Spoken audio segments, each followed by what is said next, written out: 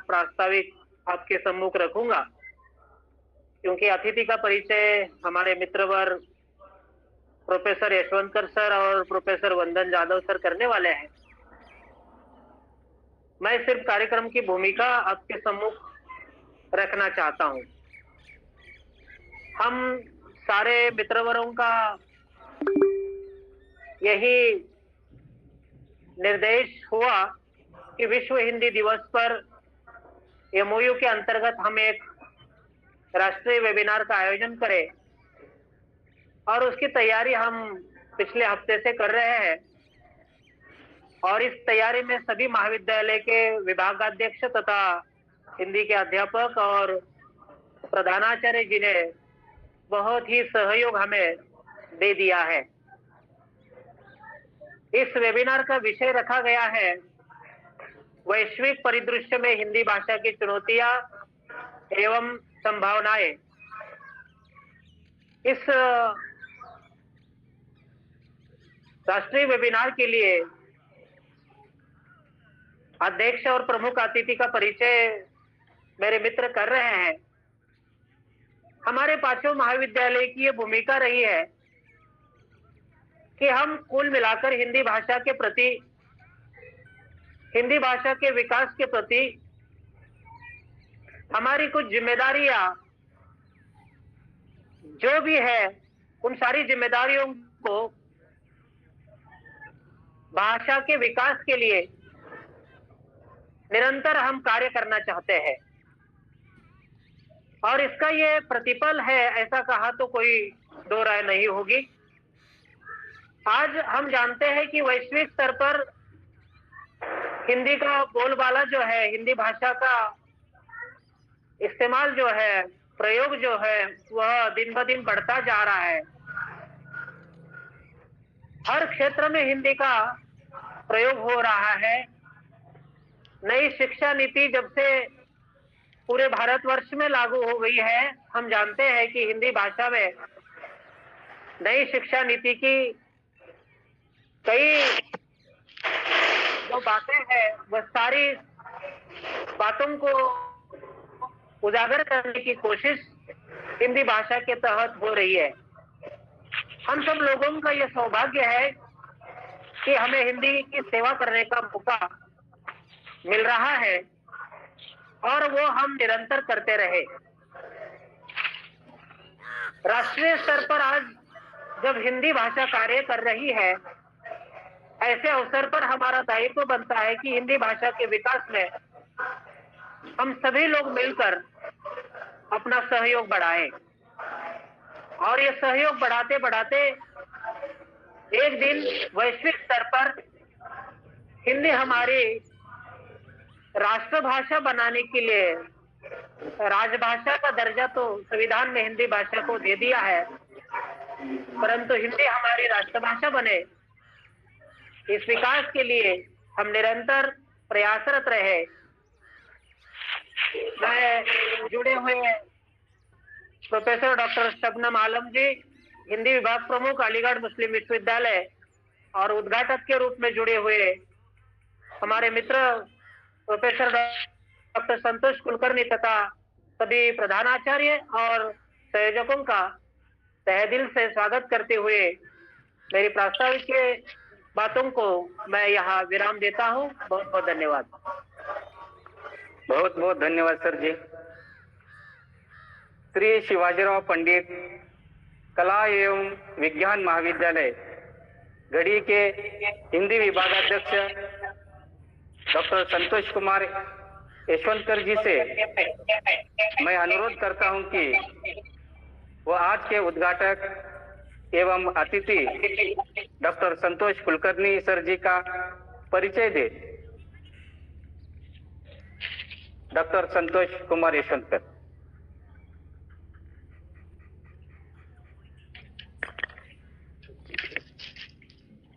हाँ सर, आवाज आ रही है? जी सर। हेलो। जी जी जी आ रही है सर। राष्ट्रीय वेबिनार से जुड़े हुए सभी अध्यापकगण, सभी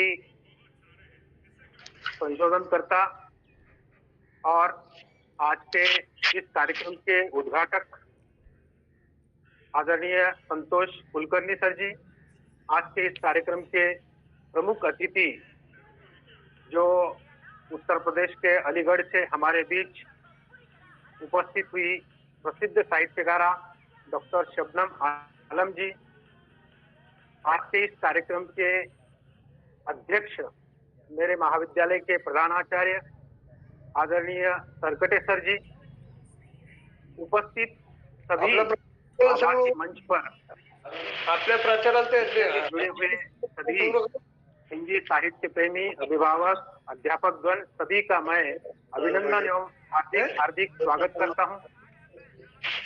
आज के इस कार्यक्रम के लिए उद्घाटक के रूप में हमारे बीच उपस्थित डॉक्टर संतोष कुलकर्णी सर जी, जो 11 वर्षों से हिंदी का अध्ययन और अध्यापन का कार्य कर रहे हैं। वह न केवल एक छात्रप्रिय अध्यापक एवं शोध मार्गदर्शक ही नहीं, बल्कि एक साहित्यकार के रूप में भी अपनी भूमिका निभा रहे हैं। सर ने PhD की उपाधियां हासिल की है। सर के शोध कार्य में अमरकांत और चंद्र किरण सोन रेखा जैसे प्रतिष्ठित साहित्यकार के कृतित्व पर केंद्रित रहा है, जिसमें संवेदना, विचार और सामाजिक यथार्थ का सूक्ष्म एवं गहन विश्लेषण करने किया है। सर ने लगभग 50 से भी अधिक शोधालेख अलग अलग पत्र पत्रिकाओं में प्रकाशित किए हैं। डॉक्टर संतोष कुलकर्णी सर 20 से भी अधिक बार राष्ट्रीय एवं अंतर्राष्ट्रीय संगोष्ठियों में उन्होंने रिसोर्स पर्सन के रूप में, संसाधन व्यक्ति के रूप में अपनी भूमिका निभाई है। साथ ही वह न केवल एक शिक्षक रहे हैं, बल्कि एक सक्रिय साहित्यकर्ता, साहित्यिक संगठनकर्ता भी रहे। लातूर जिला हिंदी साहित्य परिषद और सहचर हिंदी संगठन जो नई दिल्ली से चलता है, उसमें उनका सक्रिय योगदान रहा है। उनके साहित्यिक साधना और विशिष्ट योगदान को दृष्टिकोण में रखते हुए उन्हें कई राष्ट्रीय और राज्य स्तरीय सम्मानों से नवाजा गया है, जिसमें मैं उल्लेख करना चाहूंगा कि सन 2018 में सुमित्रानंद पंत राष्ट्रीय अंतरराष्ट्रीय पुरस्कार से उन्हें सम्मानित किया गया है। अब्दुल कलाम अंतर्राष्ट्रीय सम्मान 2019 में उन्हें मिला है। इससे ही आज जिनके कर कमलों से इस राष्ट्रीय वेबिनार का जो उद्घाटन होने जा रहा है वह गौरवास्पद है, क्योंकि वे एक सुलझी हुई शख्सियत है, बेहद सहज सरल स्वभाव के व्यक्ति रहे हैं। उनका खास परिचय उनके इस उनके उद्घाटन पर मंतव्य से हमें प्राप्त होगा। उनके और आपके बीच में मैं अधिक समय न लेते हुए अपनी बात को विराम देता हूं। जय हिंद, जय भारत। धन्यवाद सर जी। आज के राष्ट्रीय वेबिनार के उद्घाटक एवं अतिथि हिंदी विभागाध्यक्ष सरस्वती महाविद्यालय लातूर डॉक्टर संतोष जी कुलकर्णी सर जी से मेरा अनुरोध है कि वो अपने मंतव्य को प्रस्तुत करें। धन्यवाद सर जी।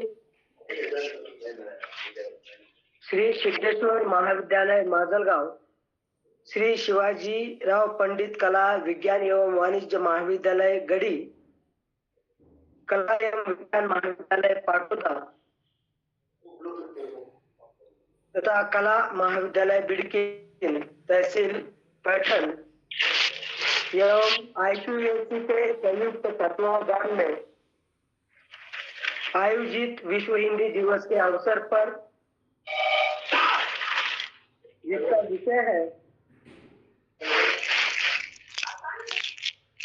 हिंदी साहित्य की या हिंदी की संभावनाएं एवं चुनौतियां, इस विषय पर आयोजित आज के इस वेबिनार में अध्यक्ष की भूमिका निभा रहे प्रधानाचार्य डॉक्टर सदाशिव सरकटे जी, डॉक्टर विश्वास सदन जी, डॉक्टर नितिन आहेर जी, डॉक्टर सुहास मोराळे जी, डॉक्टर मुकुंद देवर्षी जी, आप सभी को मैं सादर नमन करता हूँ।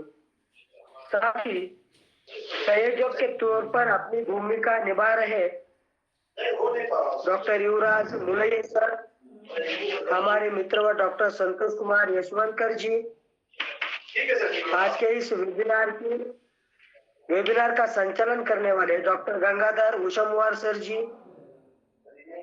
हमारे परम स्नेही डॉक्टर मुख्तियार शेख जी, डॉक्टर वंदना जाधव जी, डॉक्टर प्राध्यापक ज्ञानेश्वर पवार जी, प्राध्यापक पंडित शेंडगे जी, डॉक्टर हीरा पोटकुले जी, प्राध्यापक संतोष शिंदे जी और डॉक्टर मोहसिन जी, आप सभी को मैं सादर प्रणाम करता हूँ। साथ ही जिनकी प्रतिभागिता से आज का यह वेबिनार गौरवान्वित हो रहा है, ऐसे प्रतिभागियों को, हिंदी सेवियों को, हिंदी प्रेमियों को मैं पूर्ण रूप से अपने दिल से, मन से सादर नमन करता हूँ और हिंदी का गुणगान करते हुए मैं अपने विचारों को आपके सम्मुख रखने की कोशिश करूंगा। मित्रों, हिंदी यह भारतीय सभ्यता, संस्कृति और समाज की भाषा है। इसमें किसी प्रकार का संदेह भी नहीं है, न किसी प्रकार की दो राय वाली स्थितियां भी हमारे सामने आ जाती है। केवल यह भाषा नहीं है, जीवन जीने की शक्ति देने वाली प्रक्रिया भी है, माध्यम भी है। जहाँ प्रक्रिया होती है, जहाँ क्रिया चलती है, वहाँ हर तरह से चुनौतियों का सामना भी हमें वर्तमान समय में करना पड़ता है। केवल काम नहीं होने वाला,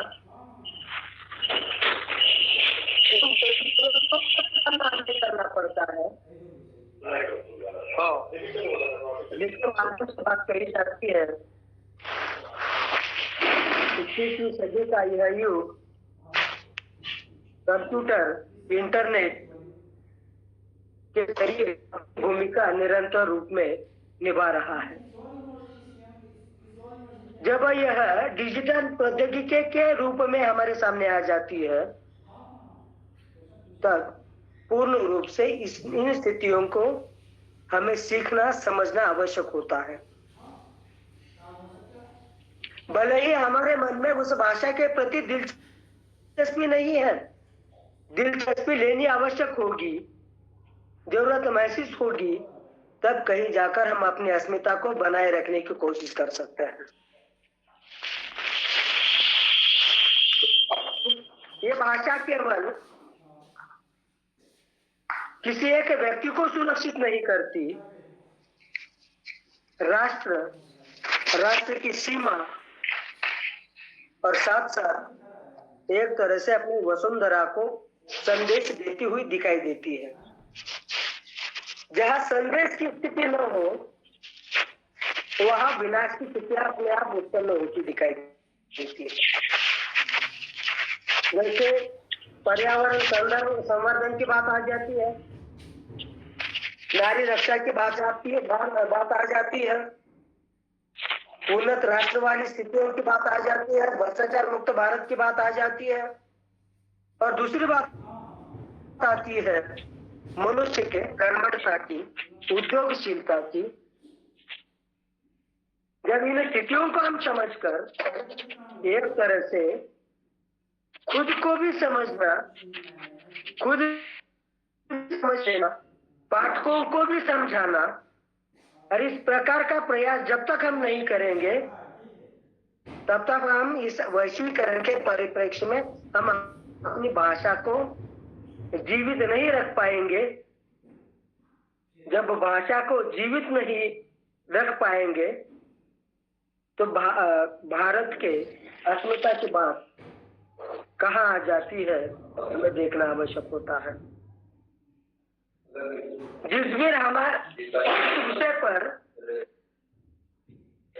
हमारे संतों ने भी संदेश दिया है, कवियों ने भी संदेश दिया है। संत कहते हैं, कबीर क्या कहते हैं? कबीर कहे कुछ उद्यम कीजिए, आप खाए और औरन को भी दीजिए। केवल यह व्यक्ति स्वयं तक सीमित नहीं रखती, यह व्यापार का, उद्यम का विषय केवल हिंसा मुक्त स्थितियों को अभिव्यक्त करता है। दूसरी बात, इस भाषा में लिखा हुआ साहित्य हिंसा मुक्त प्रेम युक्त समाज का निर्माण करता है, केवल इन स्थितियों की ही अभिव्यक्ति नहीं करता, अपितु वह विश्व शांति की कामना भी करने लगता है। जिस साहित्य में, जिस भाषा में जो साहित्य समृद्ध हो जाता है साहित्य, और ऐसे साहित्य से कोई भी व्यक्ति भ्रष्टाचार करने की कल्पना भी नहीं कर सकता। जब ऐसी भ्रष्टता नहीं आ जाती तब तक हम कह सकते हैं कि अपनी अखंडनीयता हम बरकरार रखने में सहायभूत होते हैं, अपनी पहचान बनाने में सहायभूत होते हैं।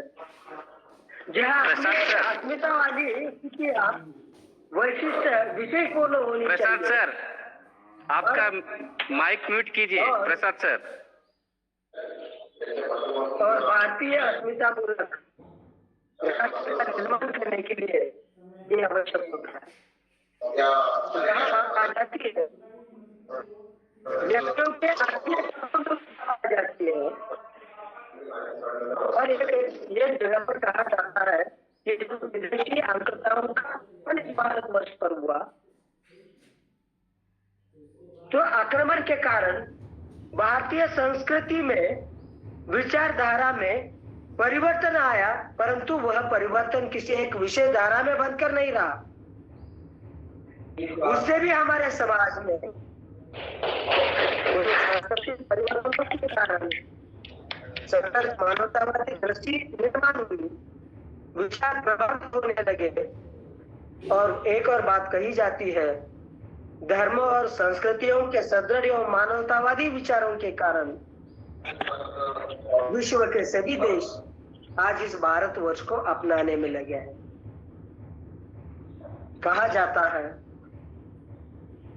इस विश्व में वे ही देश स्थायी रूप में रह सकते हैं जिनके अपनी एक पहचान हो, जिनके अपना एक वैशिष्ट्य हो, जिसकी अपनी एक अस्मिता हो, जिसमें अपने विश्व शांति की कामना करने वाली विचारधारा हो। यही हमारे संस्कृति का प्रतिफल दिखाई देता है, और यही संस्कृति का प्रतिफल हिंदी भाषा के माध्यम से निरंतर रूप में मानवतावादी दृष्टि को लेकर मनोभावों के आधार पर उसकी अभिव्यक्ति राष्ट्र में दिखाई देती है। इसलिए भारतवर्ष आज अमर दिखाई देता है, और अमरता वाली स्थितियां हिंदी भाषा के माध्यम से सुगठित रूप में, सुंदर रूप में उसे दिखाई देता है। कई कवियों ने अपनी अस्मिता, अपनी भावनाएं पंक्तियों के माध्यम से भी अभिव्यक्त की दिखाई देती है। और एक और कहा जाता है, यूनान, मिस्र, रोम सब इस जहां से अब तक मगर है बाकी नामो निशान हमारा। कुछ बात है कि हस्ती मिटती नहीं हमारी, सदियों से रहा है दुश्मन हमारा। ऐसी स्थितियां होने के बावजूद भी भारत का साहित्य, भारतीय हिंदी भाषा किसी संकीर्णता के दायरे में बढ़ती हुई दिखाई नहीं देती, वह मुक्त रूप में विचरण करती हुई दिखाई देती है। और यही विचारधारा या यह जो धर्म है, ये कौन सा धर्म है जो धारण करने वाला है? धर्मो धार्यति प्रजा, मानवतावादी दृष्टि।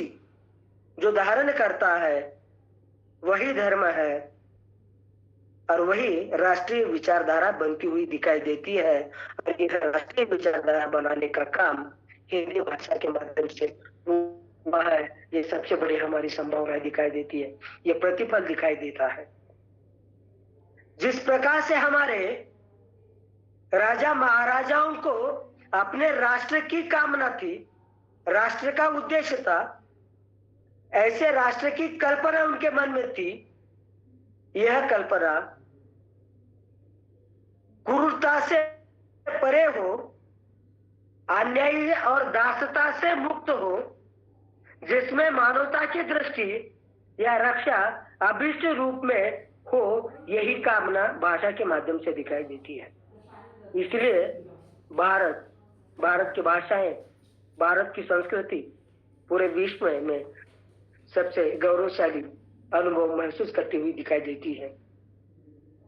इस भाषा के माध्यम से केवल भारत के ही कल्याण की कामना नहीं की, अपितु उन्होंने मानव कल्याण की कामना या उसके धर्म की प्रतिष्ठा की हुई दिखाई देती है, जिसके माध्यम से भारत की गौरवशाली पहचान तो बन चुकी है, अस्मिता भी बनी है, संस्कृति का भी ऐसा यह विषय दिखाई देता है जहां धर्म की व्यापकता भी विद्यमान दिखाई देती है। यह केवल विचारों में नहीं है, यह प्राचीन साहित्य से लेकर वर्तमान समय में दिखाई देती है, जिनमें लोक कला है, लोक संस्कृति है, भाषा की समरसता है, समन्वय की भावना है, बलिदान की अवधारणा भी दिखाई देती है। और हमारी जो परंपरा है, परंपरा का जो इतिहास है, भक्ति भावना की स्थितियां भी है, यह सब हमारी अस्मिता के प्रतिमान बने हैं।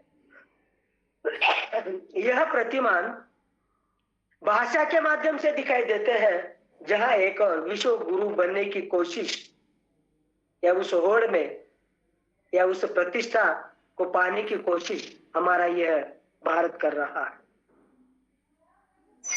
कहा जाता है जहां एकात्व की अनुभूति होती है, वह अनुभूति हमारे राष्ट्र की प्रकृति होती है, और ऐसी यह प्रकृति केवल हिंदी भाषा के माध्यम से हमारे सामने आ जाती है। जब भारत का यह सिद्धांत रहा हो तो वह दूसरे सिद्धांत पर कभी काम नहीं करता, किसी दूसरों पर आक्रमण नहीं करता, किसी दूसरों की संपदा को अपना बनाने की कोशिश नहीं करता, केवल वह मानव मूल्यों की रक्षा करना ये जानता है। और ऐसे मानव मूल्य हिंदी भाषा ने सिखाए हैं, हिंदी संतों ने सिखाए हैं, लेखकों ने सिखाए हैं, हमारी परंपराओं ने सिखाए हैं, जो हमारे अतीत वाले पूर्वज हैं, उन्होंने हमें यह बात सिखाई है। और ऐसा यह प्राकृतिक दर्शन, चित्रण, वर्णन जब हम देखने लगते हैं तो कहा जाता है कि क्या पतझड़ आया है, ऐसे पतझड़ में भी उसकी सुंदरता दिखाई देती है। ऐसे विचारों की अभिव्यक्ति भारतीय भाषाओं के माध्यम से ही होती दिखाई देती है। और दूसरी बात, श्रृंगार के आधार पर, कुदरती सुकुमारता के आधार पर यह चित्रित होती दिखाई देती है। और कहा जाता है कि व्यक्ति बस अपने आप को दोष देते हैं और कहते हैं, शिकायत भी करने लगते हैं। क्या शिकायत करते हैं? ये कवि की भावना है। कवि क्या कहता है? एक शिकायत है मुझे अपने आप से, इस देश में मर्जी से आया, कमाया खाया, यहाँ से भेजा धन, अपनी माँ बहन रिश्तों को यहाँ का नागरिक कहलाया, फिर भी न जाने क्यों कभी अपना देश कह नहीं पाया। ये व्यथा है जब वह विदेशी संस्कृति को देखता है, विदेशी वातावरण को देखता है, तो देखने के पश्चात उसके मन में भावनात्मक उथल पुथल निर्माण होती है, और उससे ये इन पंक्तियों के माध्यम से व्यक्त करने लगता है। भारतीय होते हुए भी जब वह विदेश में रहता है, तो उसका मन अपने भारत भूमि की ओर आकृष्ट होता है। ठीक उसी तरह से भी हमें अपना मन भारत के इस भूमि के प्रति आकर्षित करना आवश्यक हो जाता है। यहाँ की मिट्टी की जो सुंदरता है, जीवन की सुंदरता है, यह अपनेपन का भाव उत्पन्न करती है। बेगाने का भाव या डराने का भाव यह कभी भी उत्पन्न नहीं करती। जब विदेशों वाली स्थितियां आ जाती है, वर्तमान स्थितियों को जब देखते हैं तो कहा जाता है कि डरा डरा सा मैं रातों को जाग जाता हूं, नींद नहीं आती मगर सो नहीं पाता हूं। कारण क्या है? एक ओर से बेचैनी है, बेबसी है। जहां बेचैनी और बेबसी हमारे सामने आ जाती है तो कहा जाता है कि भारत की संस्कृति है जो बेबसी और बेचैनी को समाप्त करती है। ऐसे मूल्य हमारे साहित्य ने, संतों ने, धर्मों ने हमें दिए हैं। वही हमारी कुशलता है, वही हमारा कौशल है, वही हमारा जीवन है और उस जीवन की यही हमारी सादगी है। जब तक हम सादगी युक्त अपना जीवन व्यतीत नहीं कर पाते तो हम किस तरह से अपना जीवन व्यतीत नहीं कर पाते। केवल यह जीने की भाषा नहीं है, यह रोजगार की भी भाषा है। और इस वैश्वीकरण के परिप्रेक्ष्य में यह स्थितियां किस प्रकार से उत्पन्न होती है, आने वाली समस्याओं का, चुनौतियों का हमें किस प्रकार से सामना करना है, ये हमें भाषा सिखाती है, ये हमें संस्कृति सिखाती है, ये हमें अपने विचार मूल्य सिखाते हैं। और कहा जाता है कि केवल यह अभिव्यक्ति की भाषा नहीं है, ये रोजगार की भी भाषा है। और आधिकारिक तौर पर हम कह सकते हैं कि इस भाषा के माध्यम से बड़े पैमाने पर विस्तार रूप में रोजगार के अवसर भी आज प्राप्त होते दिखाई दे रहे हैं। भले यह भाषा राजाश्रय की अपेक्षा से, जनाश्रय की अपेक्षा के आधार पर यह भाषा बड़ी बड़ी दिखाई देती है। जब हम कई वर्ष पूर्व की स्थितियों को जब देख लेते हैं तो पता चलता है कि हमारे स्वतंत्रता पूर्व अंग्रेज राज में हिंदी सरकार की भाषा नहीं थी, व्यापार की भाषा थी। वैश्वीकरण के दौर में जो व्यापार की भाषा थी, आज व्यापार की भी भाषा अधिक रूप में प्रचलित दिखाई देती है। पूर्ण रूप से अंग्रेजी भाषा को हम समझ नहीं पाते, फिर भी हम भाषा को प्रतिष्ठित करने की उतनी कोशिश नहीं कर रहे हैं जितनी करनी आवश्यक होती है। व्यापार के तौर पे उसे प्रतिष्ठा दिलाने की कोशिश हम कर रहे हैं। कम अधिक मात्रा में उसमें हम सफल होते दिखाई तो दे रहे हैं। अंततः उसके संबंध में कहा जाता है यह भाषा प्रतिष्ठा की नहीं, व्यापार की भाषा बन चुकी है, बहुसंख्य जनता के संप्रेषण की भाषा बन चुकी है।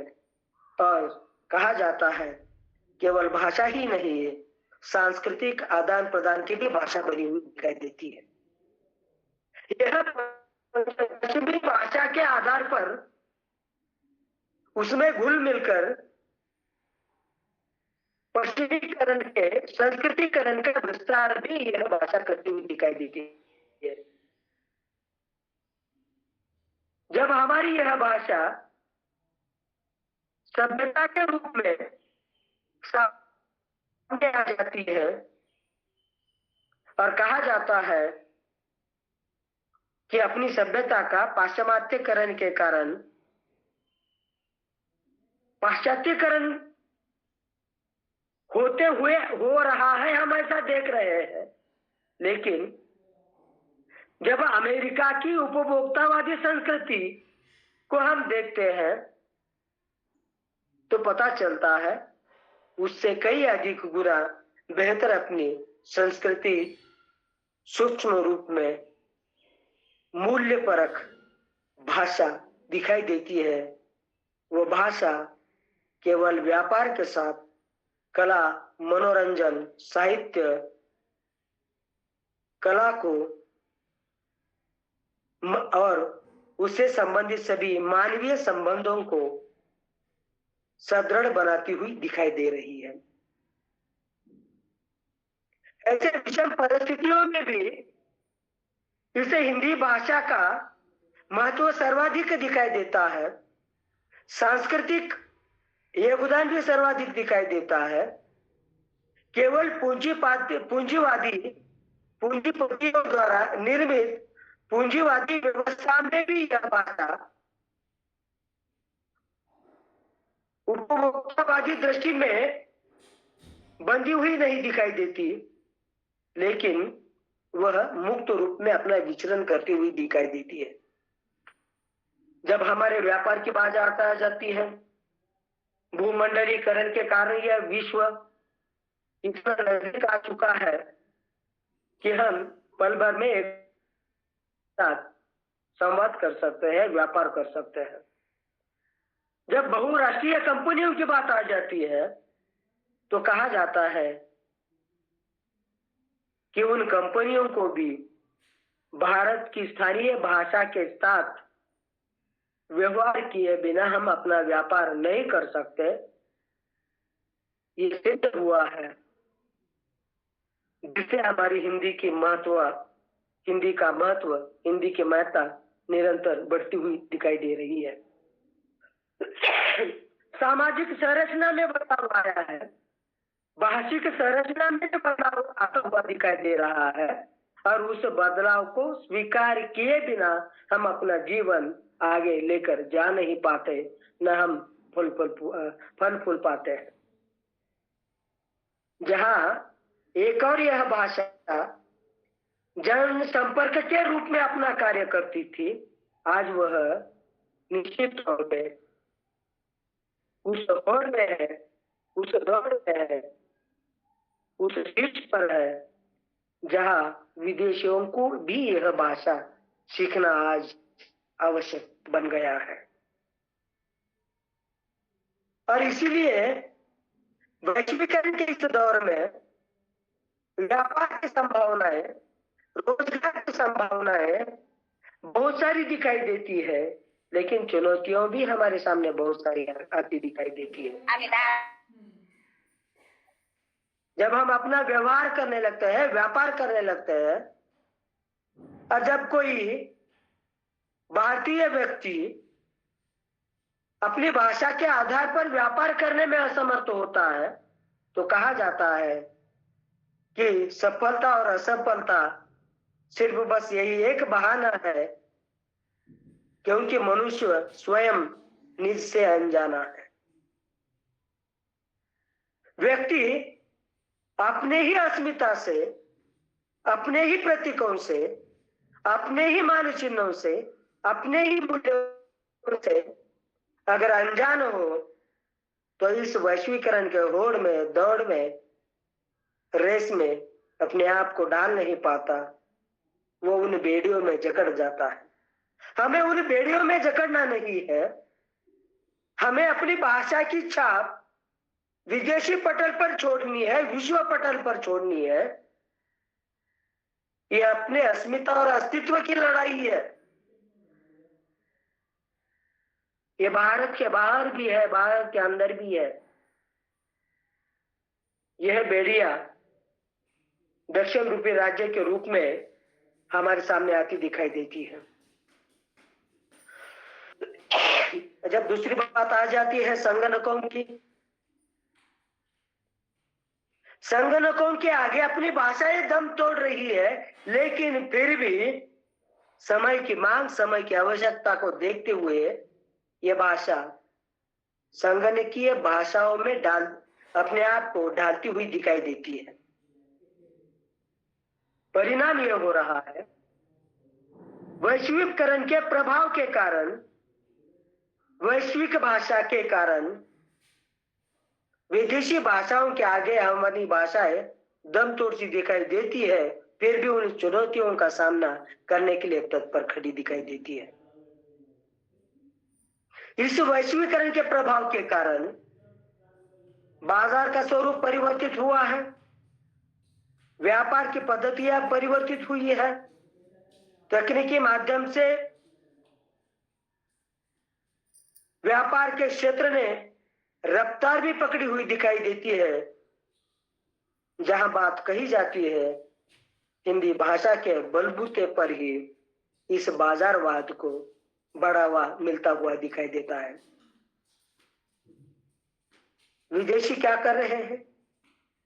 भारत में अगर व्यापार करना है, भारत में हमें अगर 4 पैसे कमाने हैं, वहां के ग्राहकों को अपनी ओर लुभाना है, वहां की उपभोक्ता वाली संस्कृति को अपनी ओर खींचना है, तो उनके यह समझ में एक बात आ गई है कि वहां की जो भाषा है, उस भाषा को सीखे बिना हम व्यापार नहीं कर पाते, व्यापार की हम बढ़ोतरी भी नहीं कर पाते। यह निश्चित तौर पर यह बात उनके सामने समझ में आती हुई दिखाई देती है। इसलिए आज यह ग्लोबल रूप इस भाषा का दिखाई देता है। हिंदी भाषा केवल भारत में दिखाई नहीं देती, संभावनाएं भारत में भी नहीं है, चुनौतियां भारत में भी नहीं है, अपितु पूरे विश्व में जिस किसी भाषा का विस्तार होता है, जिस किसी भाषा को स्वीकारा जाता है, वहां के मूल्य हो, वहां के विचार हो, तो पूर्ण रूप में समझने के लिए हम प्रतिबद्ध तो है ही, लेकिन भाषिक ज्ञान अपूर्ण होने के कारण ठीक तरह से हम उसे स्वीकार नहीं पाते। आगे की बात आ जाती है संभावनाओं के तौर पर।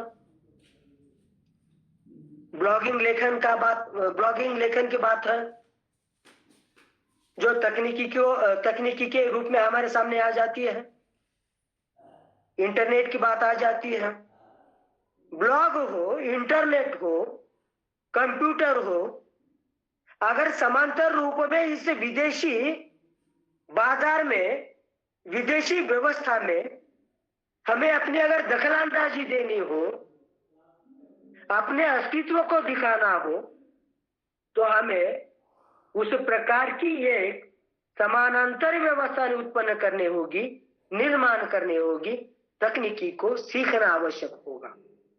जब तक हम उसमें हम खुद को नहीं डालेंगे, तब तक हम अपने व्यापार, अपनी प्रगति, अपनी उन्नति, राष्ट्र का विचार, मूल्य का विस्तारीकरण नहीं कर सकते। यह महत्वपूर्ण स्थितियां आज के समाज में दिखाई देती है और कहा जाता है जब तक बच्चे, ये केवल शिक्षा बचपन से ही दी जा सकती है, जैसे जैसे उम्र बढ़ती है वैसे वैसे सीखना कठिन होता है। इसलिए हमें प्रारंभिक रूप में, मूल में ही इन स्थितियों को स्वीकारना आवश्यक होगा। जैसे हम समझते हैं, जब बच्चे आंखें खोलते हैं तो पूर्ण रूप से उनके दिमाग में एक कंप्यूटर, मोबाइल आ जाता है, मोबाइल देखते हैं, लैपटॉप खोलते हैं, कंप्यूटर देखते हैं। इन स्थितियों का सुव्यवस्थित रूप में उपयोग करते हुए उन बच्चों को शिक्षा ग्रहण करने वाले, अध्ययनकर्ताओं को विज्ञान और प्रौद्योगिकी की स्थितियां समझानी आवश्यक होती है। जब इलेक्ट्रॉनिक तौर पर तकनीकी पटल की स्थितियां समझ में नहीं आती, उसको प्रस्तुत करने की और समझने की क्षमता हम विकसित नहीं करेंगे, तब तक हम अपना प्रभाव समाज पर डाल नहीं पाते, विश्व पटल पर प्रस्तुत नहीं कर पाते। इसलिए भाषा की दमदार अभिव्यक्ति होनी उतनी ही आवश्यक है जितना पेट भरने के लिए रोटी की आवश्यकता होती है। और बदले हुए स्थितियों के साथ हमें भी अपने हाथ खोलने चाहिए। बंधे हुए हाथों से हम कुछ नहीं कर पाते। हम बस यहाँ चिल्लाने लगते हैं बेरोजगारी है, काम करने वालों को रोजगार मिलता है, उद्देश्य बस पैसा कमाने का होता है। ये पैसे सही तरीके से कमाए जा सकते हैं, गलत नहीं, गलत तरीके से कमाई नहीं जाती, कमा भी नहीं पा सकते हम। जब हम अपनी गुलामी वाली मानसिकता को दूर नहीं करेंगे, अपनी जड़ें पूर्ण रूप से काट नहीं पाएंगे, तब तक हम अपना विकास नहीं कर पाएंगे। फिर वही दोहराकर बात सामने आ जाती है, जो राष्ट्रीय भाषा वाली जो पहचान की स्थितियां होती है, इन स्थितियों को जड़ों से इतना मजबूत बनाना है, बाहरी भक्कम बनाओगे तब कहीं जाकर आप इस होड़ में निरंतर रूप में बड़े रहोगे। हम चलते रहेंगे। केवल लगाव होने से काम नहीं होता, यह जज्बाती लगाव होने चाहिए, एक जज्बा मन में होना चाहिए।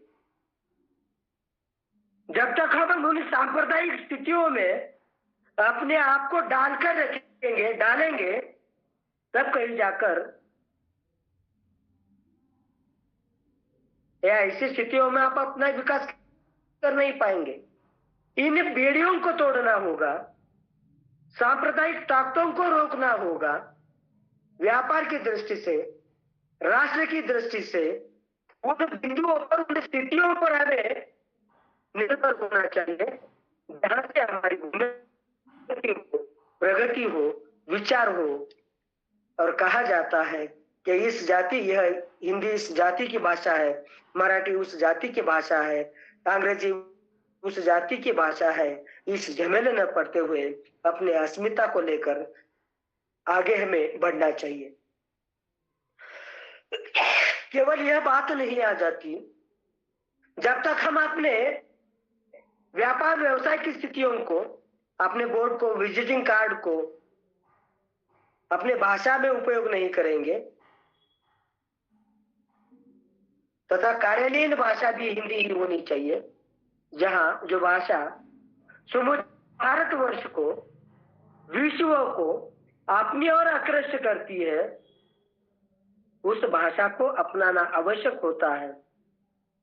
बैंकों में भी होना चाहिए, डाक कार्यालय में भी होना चाहिए।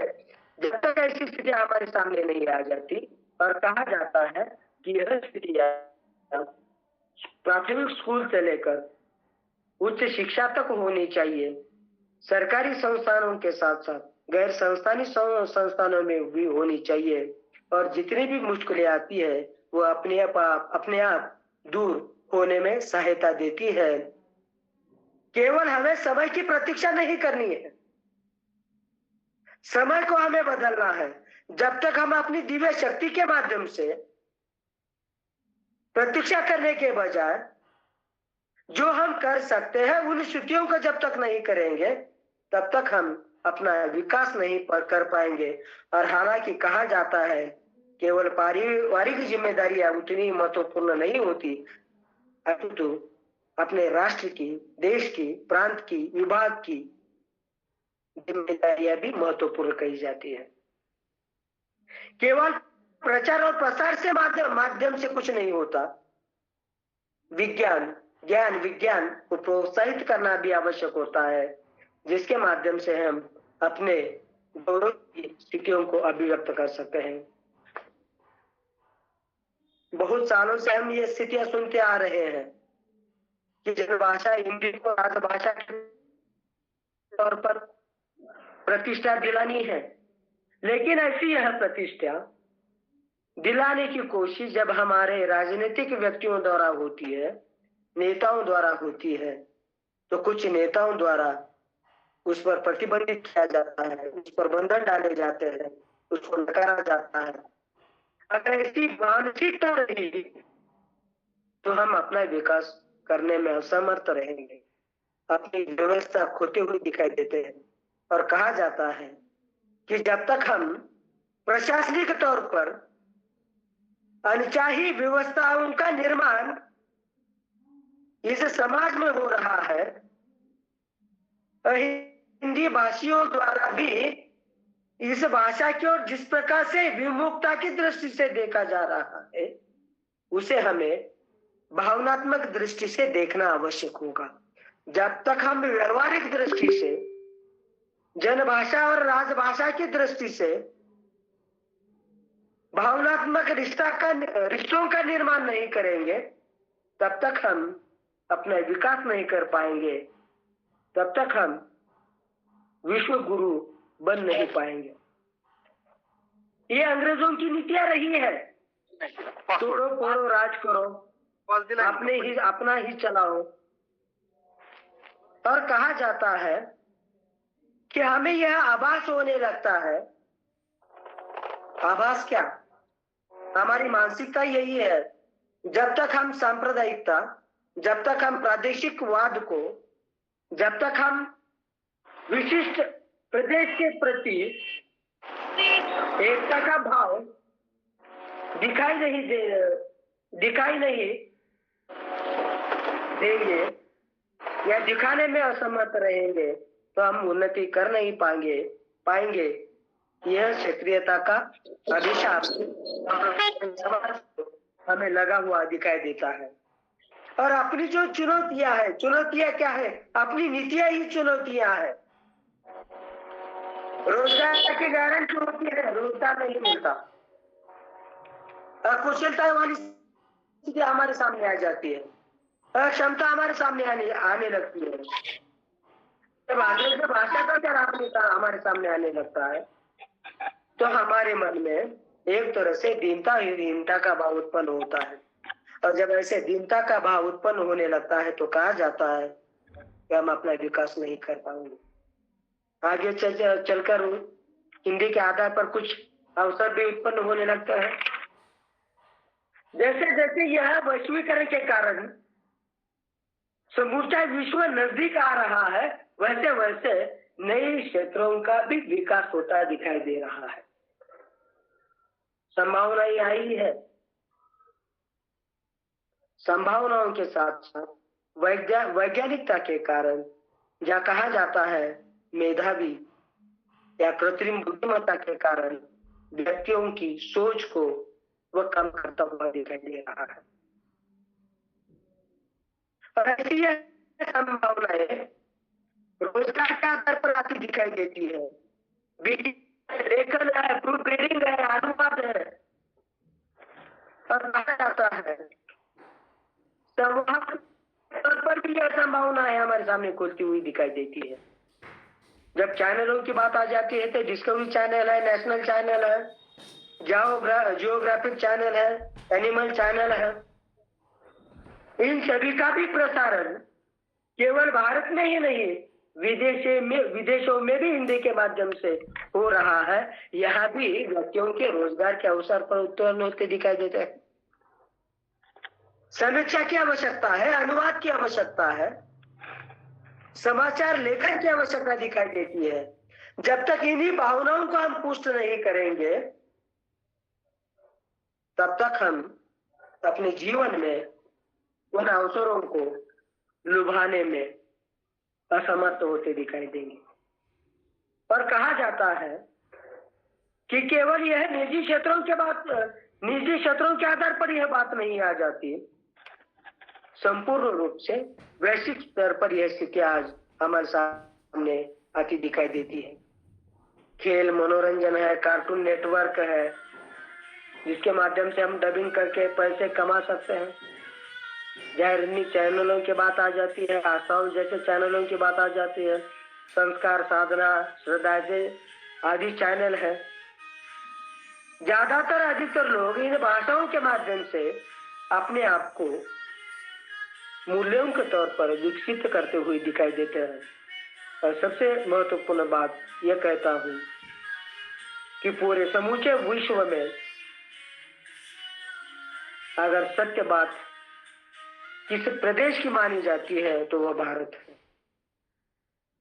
भारत की नीतियां पूर्ण रूप से साफ दिखाई देती है। ये संवाद वाली नीतियां क्यों न हो, व्यापार वाली नीतियां क्यों न हो, या एक दूसरे के सहयोगी रूप में व्यापार करने वाली स्थितियों के आधार पर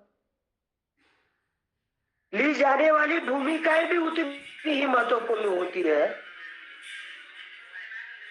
जो हमें एक तरह से ऊंचाइयों पर लेकर जाती हुई दिखाई देती है। एक और अंग्रेजी भाषा के माध्यम से कहा जाता है कि हमारा नेटवर्क बड़ा आगे जा रहा है। नेटवर्क रूप है, ये भाषा किसी से कम नहीं है, ये रूप से अपना सफर तय करती हुई दिखाई देती है। और ऐसे तय करने वाली स्थितियों के आधार पर हम कह सकते हैं कि भले ही संभावनाएं, चुनौतियां हमारे सामने निरंतर या यथावकाश रूप में क्यों ना आती हो, परिवर्तन क्यों ना आता हो, जब तक हम सहज रूप में उसे अपनाने की कोशिश नहीं करेंगे, तब तक हम अपने सहज वाली स्थितियों का जो स्वरूप है, इन्हें बदल नहीं पाएंगे, प्रतिष्ठा नहीं पाएंगे, उसकी लोकप्रियता को अर्जित नहीं कर पाएंगे।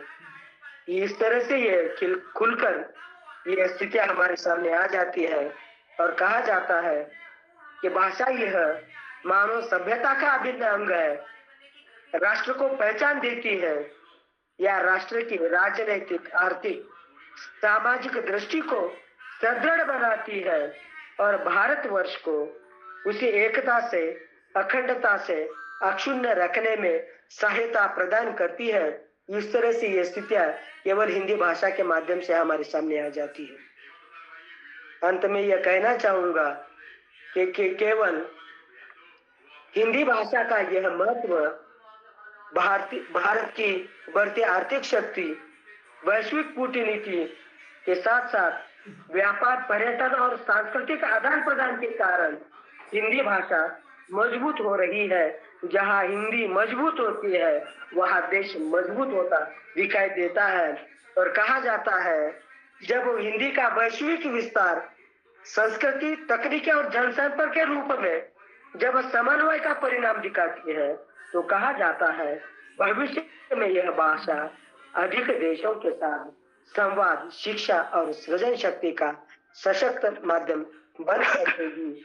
यही उम्मीद आप सभी से मैं करते हुए आपने मुझे यहाँ बोलने का सुअवसर दिया, इसलिए मैं आप सभी के प्रति साधुवाद देता हूँ, आप सभी का धन्यवाद ज्ञापित करता हूँ और सभी आभासी मंच पर उपस्थित सभी महानुभावों का, आदरणीय अतिथियों का तथा सभी प्रतिभागियों को धन्यवाद देते हुए मैं अपने वाणी को यही विराम देता हूँ। धन्यवाद। हिंदी से बना हिंदुस्तान है, हिंदी से बना हिंदुस्तान है, तभी तो भारत महान है। हिंदी भाषा के लिए मेरा सब कुछ कुर्बान है, मेरा सब कुछ कुर्बान है। बहुत बहुत धन्यवाद सर जी। कला एवं विज्ञान महाविद्यालय पाटोदा के हिंदी विभागाध्यक्ष डॉक्टर वंदन जादव जी से मैं अनुरोध करता हूं कि वह आज के प्रमुख अतिथि डॉक्टर शबनम आलम मैडम जी का परिचय दे। डॉक्टर वंदन जादव। हेलो सर, आवाज आ रही है? जी जी सर। सभी प्रतिभागियों को मेरा सादर प्रणाम। आज की जो प्रमुख वक्ता है डॉक्टर शबनम आलम मैडम, यह मुजफ्फर बिहार से है और इन्होंने अलीगढ़ मुस्लिम विश्वविद्यालय अलीगढ़ से एमए हिंदी तथा पीएचडी की उपाधि प्राप्त की है। वर्तमान समय में स्वतंत्र लेखन कार्य कर रहे हैं। मैडम की पनिशरनाथ रेणुका कथा साहित्य और ग्रामीण जनजीवन ये किताब प्रकाशित हो चुकी है और अनेक कई प्रकाशित रचनाएं हैं, जैसे कि हिंदी की सुप्रसिद्ध पत्र पत्रिका में जैसे मधुमती, पुरवाई, गर्भांजल, हासिले आवाज, मधुर अक्षर, नवल, परिवर्तन, अभिदय, वाटलाइन, विश्वगाथा, रचना उत्सव, वाचन, दलित अस्मिता, साहित्य सारांश, पगडंडी, मानवी, साहित्यनामा, समय संज्ञान आदि में आज के प्रमुख अतिथि की कविता है, कहानी, लघु कथा और हैकू प्रकाशित हो चुके हैं। हिंदी के वेब पोर्टल पर अमर उजाला, लोकराग, साहित्य कुंज, वागर्थ आदि पर भी कविताएं उनकी है और कहीं काव्य संग्रह प्रकाशित है। सांझा काव्य संकलन में आखिर कब तक में 4 कविताएं प्रकाशित है। रक्षाबंधन में कविता प्रकाशित है। कलश कारवा खंड 4 में मैम की 4 कविताएं प्रकाशित है। बिहार साहित्य महोत्सव में स्मारिका में कई कविताएं प्रकाशित है। और इसी के साथ साथ मैम ने कई अनुवाद भी किया है, जैसे कि मैथिली लघु कथा सांझा संकलन इज्जोत में 2 लघु कथाएं प्रकाशित है। लघु कथा जिस्म बोलते हैं का कन्नड़ अनुवाद प्रकाशित है। लघु कथा भूख का गुजराती अनुवाद प्रकाशित है। लघु कथा दोहरा मापदंड और कर्म वापस आता है, यह नेपाली का भी अनुवाद मैम ने किया है। और कुछ कविता अंग्रेजी, गुजराती और भोजपुरी में अनुवादित की है। शोध पत्र में देखा जाए तो हिंदी के राष्ट्रीय एवं अंतरराष्ट्रीय शोध जर्नल में 17 शोध प्रकाशित है। हिंदी के संपादित पुस्तकों में 13 शोध पत्र आलेख प्रकाशित है। हिंदी साप्ताहिक अखबार काफिल परिवार जयपुर, हॉटलाइन पत्रिका झारखंड और विमेंस कॉलेज मैगजीन एयू में भी आलेख प्रकाशित है।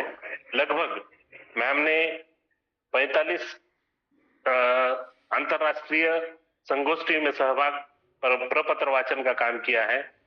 10 कार्यशाला, ओरिएंटेशन प्रोग्राम आदि कई सारे योजनाओं में भाग लिया है। 7 कवि सम्मेलनों में स्वरचित कविताओं का काव्य पाठन किया है। विभिन्न क्विज, कंपटीशन और हिंदी लेखन कार्यों में भी प्रतियोगिता में इन्होंने पुरस्कार प्राप्त किए हैं और लगभग उन्हें अभ्युदय लेखन सम्मान 2022 का प्राप्त हुआ है। हिंदी का सितारा सम्मान 2023 का भी प्राप्त हो चुका है। विश्व प्रसिद्ध लव उदय साहित्यकार सम्मान 2024 का इन्हें सम्मान मिला है। कमला का सम्मान 2025 का अभी इन्हें प्राप्त हुआ है। आदमी संगम अवार्ड, ऐसे कई अवार्ड्स मैम को मिले हैं। ऐसे हमारा भाग्य है कि ऐसे वक्ता आज हमें मिले हैं। इनका परिचय मैं को अल्प परिचय दिया हूँ। इनके व्यक्तित्व से या इनके व्याख्यान से इनका पूरा परिचय होगा।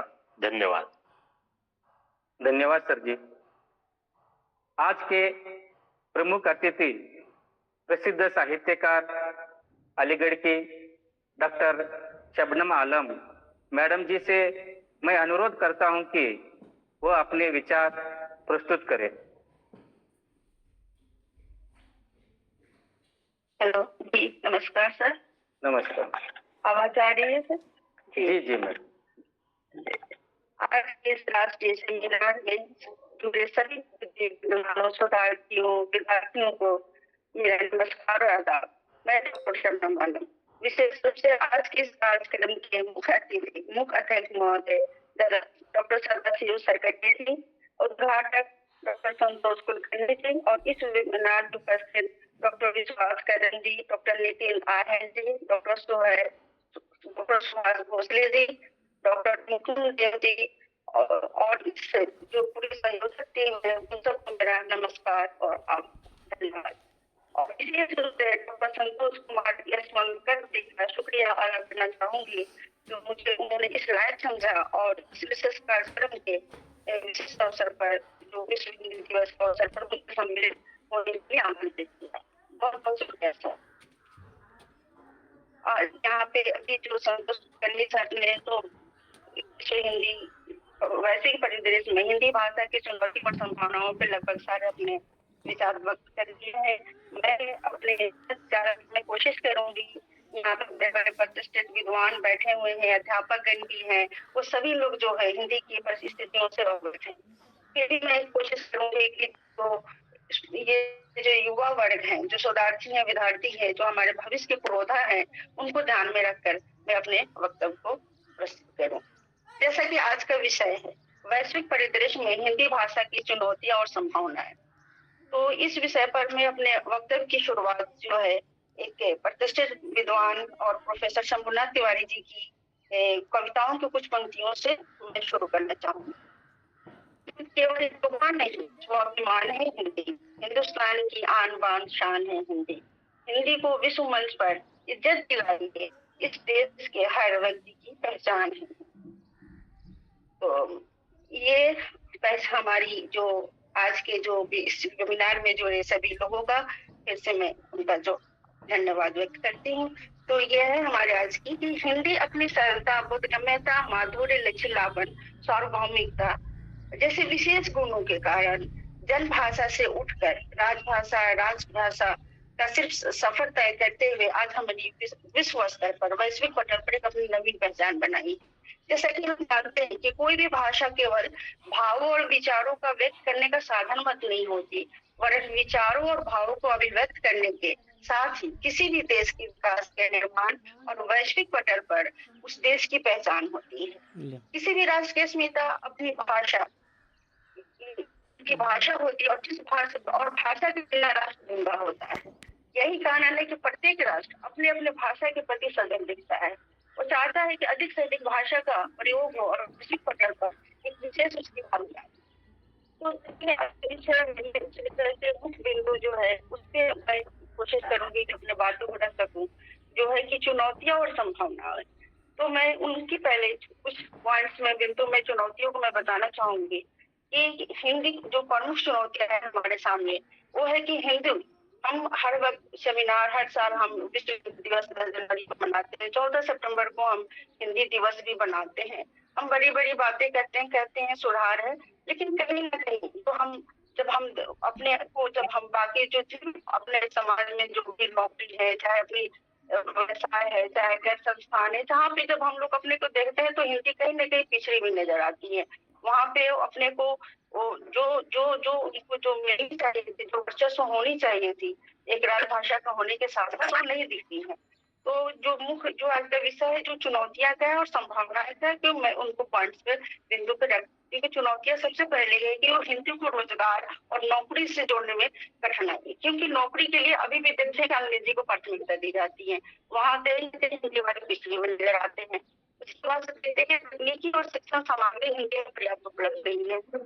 आधुनिक हिंदी में संस्कृत होने के कारण आम जनता की कठिनाई होती है और उपभोक्ता वर्ग प्रवृत्ति के कारण बाजारीकरण में हिंदी के सांस्कृतिक मूल्यों का क्षरण कर रहा है, जिसमें ज्ञान की भाषा के रूप में इसका जो है भविष्य में प्रत्यक्ष पड़ सकता है।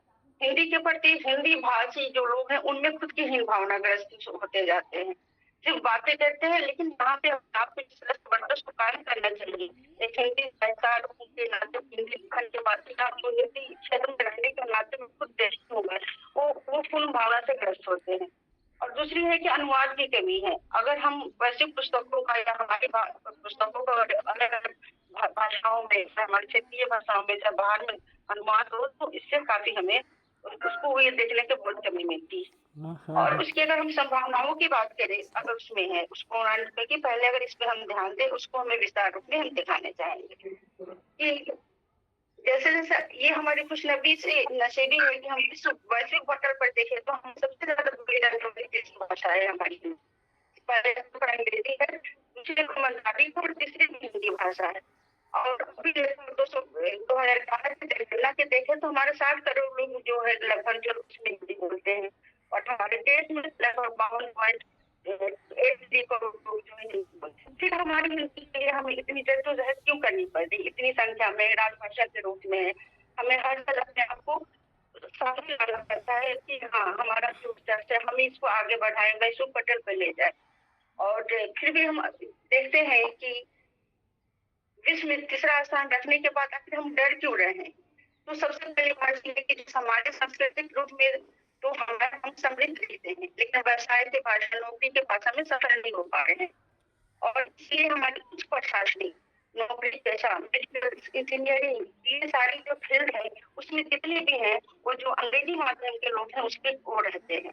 तो मेरा मानना है कि अगर मेडिकल साइंस की किताब जो है जो बच्चे पढ़ते हैं, अगर हम उसको हिंदी माध्यम से अगर हम उसको उनकी जो जैसे बल्कि अभी मध्य प्रदेश और बहुत सारे राज्यों में अब शुरू कर दी गई न्यू एजुकेशन पॉलिसी के तहत लेकिन अगर हम उनको जो है टर्मिनोलॉजी को रखें, लेकिन हिंदी माध्यम में लिखे, जो हिंदी जो भाषी के क्षेत्र जो हिंदी माध्यम से जो पढ़ के बच्चे आते हैं, उन्हें काफी प्रॉब्लम उठानी पड़ती है, वो नहीं समझ पाते हैं। लेकिन और दूसरी बात है कि जो हम डॉक्टर हैं, चाहे वो तमिल हो, तेलुगु, उधर कर्नाटका के हो, चाहे महाराष्ट्र को हो, या हिंदी भाषी क्षेत्र को, वहाँ की लोकल लैंग्वेज में जानी चाहिए। अगर डॉक्टर है, अगर हिंदी यहाँ पे भी अगर मिलते हैं तो देखते हैं कि जो गाँव से आते हैं, जो निरक्षर होते हैं, और डॉक्टर जो है उनको उनकी हिस्ट्री लेनी होती है, तो जब हम उनकी वो अपनी भाषा में बोलते हैं, तब तक डॉक्टर किसी मरीज की उसकी हिस्ट्री अगर सही से नहीं ले पाएगा तो फिर उसके हिसाब से वो अपने बीमारी को उसको करेगा। फिर अगर इसलिए है कि जो आप उसकी टर्मिनोलॉजी को त्यों का त्यों आप उसको हिंदी माध्यम में लिख के रखें। अभी देख लीजिए आगे चल के जो इंजीनियरिंग टेक्नोलॉजी के शब्दों का आप उसी तरह से बड़े माध्यम में रखिए।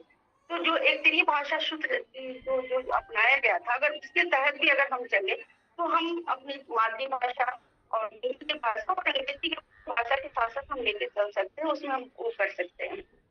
और हमारी जो चुनौतियां ऐसा नहीं है हम हिंदी भाषा को ध्यान पे रखते हुए एक अगर हम अपनी भावना में क्यों ग्रस्त होते हैं। अभी एक मैं आपको जैसे हम आगे हमें 1899 में लॉस एंजल्स में तो स्वामी विवेकानंद जो अपने भाषण दे रहे थे, तो एक अमेरिकन ने उनसे पूछा कि how are you Swami ji, तो स्वामी विवेकानंद जी ने उत्तर दिया कि मैं अच्छा हूँ।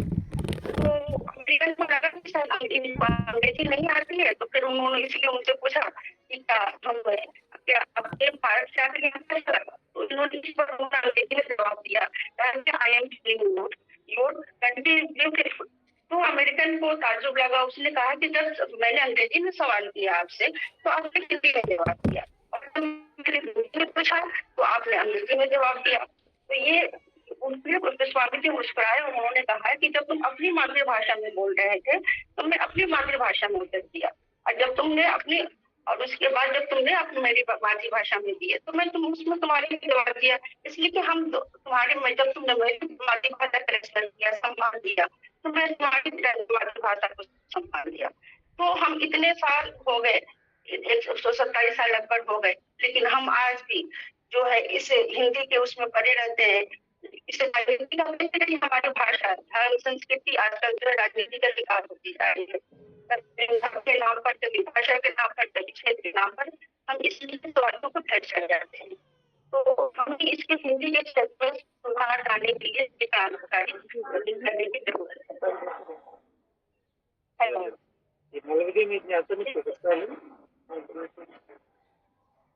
हमारे देश की पहचान जो है विविधता में एकता है। इस तरह से हर प्रकार के फूल जो है हमारे फूलों को खुशबू वाले अलग अलग रंग वाले एक माला बनाते हैं। एक उसी तरह से हमारे देश है, विभिन्न क्षेत्रों के भाषा भाषी जो है, तमिल है, तेलुगु है, मराठी है, सबकी भाषा को और मिलाते हैं कि हमारा देश बना हुआ है। तो ऐसा नहीं है कि हम हिंदी भाषा तो हमारी राजभाषा है इसलिए थोड़ी सी उसकी हो, लेकिन ये हम उनको छोड़ नहीं सकते हैं, उसको हम उनको साथ में लेके चल सकते हैं। और उनकी ये है दक्षिण भाषा के जो भी हिंदी भाषी है हम उनकी भाषाओं को सीखें ताकि हम उनसे और दक्षिण भाषा जो भी हमारे हिंदी बोल लेते हैं, जो भी वहाँ पे काम है, चाहे वो टैक्सी ड्राइवर वाले, हर जगह हिंदी भाषी बोले चले जाए। आवाज नहीं आ रही है मैडम। सम्मान महत्व देना है। हेलो मैडम जी, आपका आवाज नहीं आ रही है आपकी। जी अब आ रही है आवाज? हेलो हेलो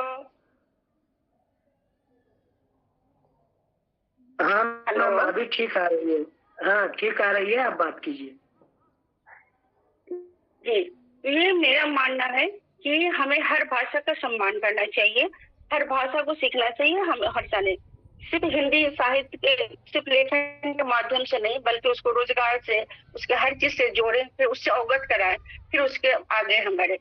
पर वैश्विक स्तर पर देखें तो भारत में भारतवंशी लोग जो भी है, भारतीय साहित्यकार लोग जो हैं वो बेहतर काम कर रहे हैं। वहाँ तो वो अपने लेखन भी करते हैं, बच्चों को भी सिखाते हैं, सब कुछ लेकर चलते हैं उन लोगों का जो है, उनका जो है। और लेकिन हम अपने देश में हमें क्यों जद्दोजहद करनी पड़ती है? वहाँ पे बड़े बड़े प्रवासी साहित्यकार जिस तरह से सज्जन शर्मा, सुषम बेदी, पुष्पिता अवस्थी, हंसा दीप, जगदीश जुगड़ी जैसे लोग जो है बेहतरीन कार्य कर रहे हैं। तो जो वैश्विक जो हमें जो सफलता जो नहीं मिल रही है वो अपनी, अगर हमारे साथ सरकार के साथ प्रशासनिक क्षेत्र में हर क्षेत्रों में हमें सब के साथ जुड़ने की जरूरत है। जिसे आजकल सोशल मीडिया एक क्रांति के रूप में हम देख रहे हैं जो वैश्विक स्तर पर पहुंचाने का, इसका एक अलग तेवर दिख रहा है। यूट्यूब है, इंस्टाग्राम, फेसबुक जैसे प्लेटफॉर्म जो है रील्स वीडियोस बनाते जा रहे हैं, लेकिन इससे कहीं ना कहीं हिंदी का क्षरण भी हो रहा है। आप जिस तरह से एक नई शैली का जन्म दे रहे हैं, सब कुछ दे रहे हैं, लेकिन अगर हम अनुवाद के क्षेत्र में भी अगर देखें, अगर हम हिंदी को अनुवाद करके भी करें तो वैश्विक स्तर पर उसको पहचान दिला सकते हैं। अभी हमारी जो कर्नाटक जो कन्नड़ की लेखिका जो है, उन्हें जो है उनकी मैन बुकर प्राइज बानू मुश्ताक जी है, उनकी जो रचना है हार्टलैंड, तो अगर वो रचना को ट्रांसलेट किया गया है तो उसको फिर उनको अवार्ड मिला। इसी तरह से गीतांजलि श्री जो हमारे पास हिंदी की लेखिका थी, जो मैं डेथ समाधि के लिए मिला। तो वैश्विक स्तर पर उसका तो प्रचार और प्रसार हो रहा है, लेकिन हमारे देश में उसकी जो जिस तरह से होनी चाहिए, जो वर्चस्व मिलनी चाहिए, नहीं मिलता है।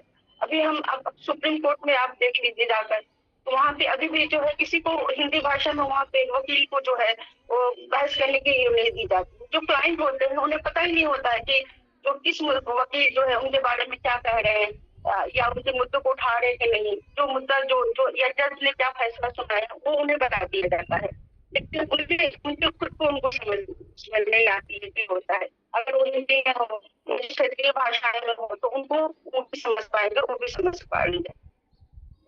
हेलो, आवाज आ रही है आपकी? आपके पास आवाज आ रही है? जी जी मैडम, आ रही है, आ रही है। और इसी तरह से जो है हम हमारी जो हम उर्दू की भाषा है, हिंदी के साथ साथ हमारी दोनों बहनें हैं, और इसलिए हमें मैं आपको ये नहीं है कि सिर्फ एक ही भाषा मैं जैसे कि कोई मैं उर्दू की एक अरबी हमें भाषा नहीं आती है, हम हिंदी भाषा में हम हमारी जो मातृभाषा, हमारी जो लेखन की भाषा, जो हमारे माध्यम है वो सब है, लेकिन जब मैं उन्हें पढ़ती हूँ मैं तो अरबी मुझे सिर्फ उर्दू आती है लेकिन अरबी नहीं आती, लेकिन जब मैं उसको उसका जो तर्जुमा जिसको वर्ड मीनिंग कहते हैं, जो उसको व्याख्या करते हैं, वो मैं अपनी भाषा में करती हूँ, ताकि मैं उन चीजों को जिस तरह से मैं समझ पाऊंगी, जिस तरह से उसको जो अपनी भाषा में कर पाऊंगी, शायद उस दूसरी भाषा में नहीं पढ़ पाऊंगी।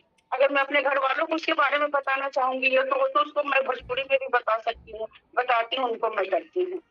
तो आज इसलिए जरूरत है कि इनको जो है उनकी जो संभावनाएं ढूंढे, उनको रोजगार से जोड़ने के लिए करें, उनकी जो जो विज्ञान तकनीकी के क्षेत्र पर जो है उनको आगे बढ़ाने की कोशिश करें। और हेलो,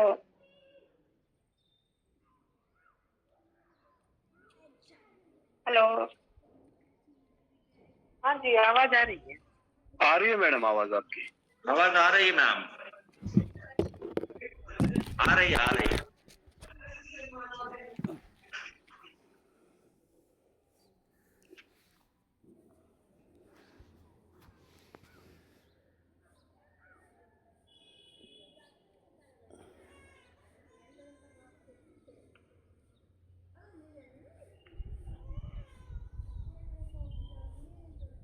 तो सर हो गए क्या मैडम?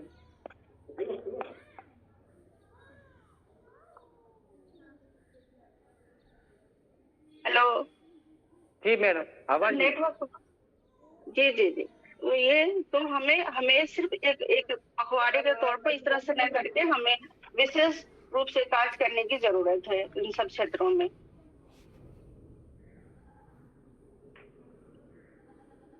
और अगर हम किसी भाषा को जब जीवित रखना चाहते हैं तो उस भाषा को जीवित रखने के लिए उसकी अस्मिता के साथ जुड़ना होगा।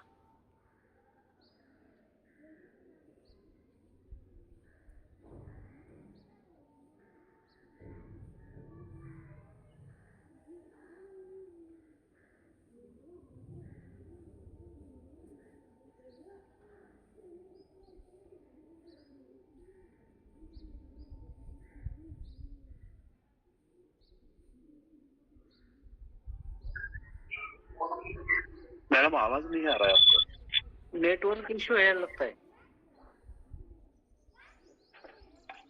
मैडम जी।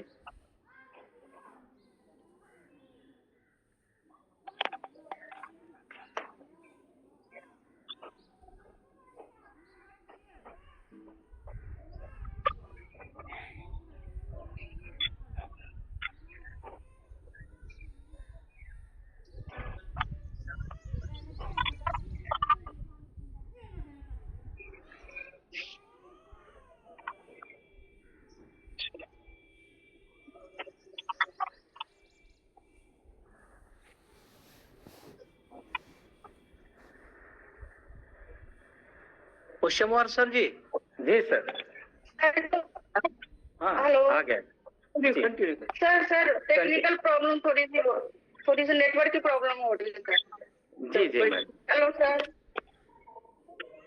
कंटिन्यू।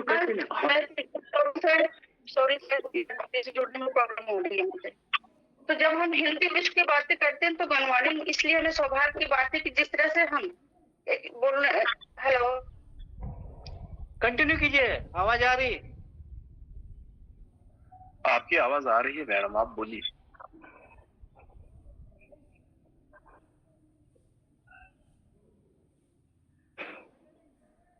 जी सर। तो 21वीं सदी में हिंदी को लेकर जितनी संभावनाएं दिखती है उससे वास्तविकता उतनी हमें नहीं देखने को मिलती है कि जिस तरह से हम सिर्फ गरीबों की भाषा बन के आजकल रह गई है। कभी खुशवंत सिंह ने कहा था कि हिंदी गरीबों की भाषा है, क्योंकि आज सरकारी स्कूलों कॉलेजों में सिर्फ माता पिता जो है अपने को जो है सिर्फ जो है अंग्रेजी माध्यम के स्कूल में पढ़ाना चाहते हैं। लेकिन जब एक नाथ जब राजभाषा बन गई है, जब हम अपने घरों से नई शुरुआत करेंगे, जो हिंदी की बड़ी बड़ी बातें करते रहते हैं वो लोग भी अपने बच्चों को अंग्रेजी माध्यम में डालते हैं और फिर कहते हैं कि हाँ हिंदी का विकास नहीं हो रहा है। तो इसलिए और वैश्विक स्तर पे भी हम सबको मिलकर काम करने की जरूरत है और आगे बढ़ाने के लिए हमें करना चाहिए।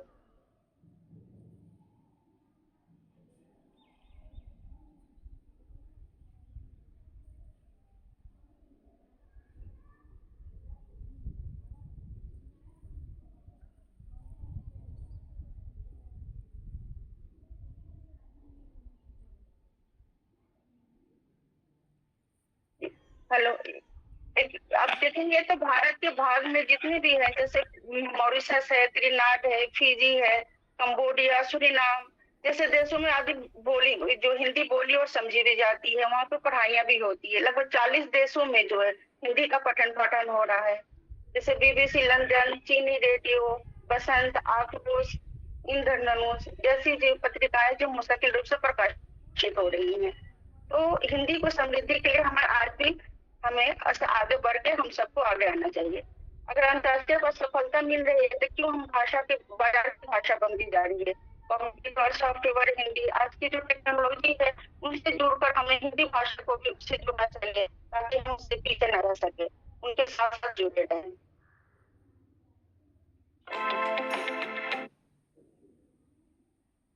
तो मैं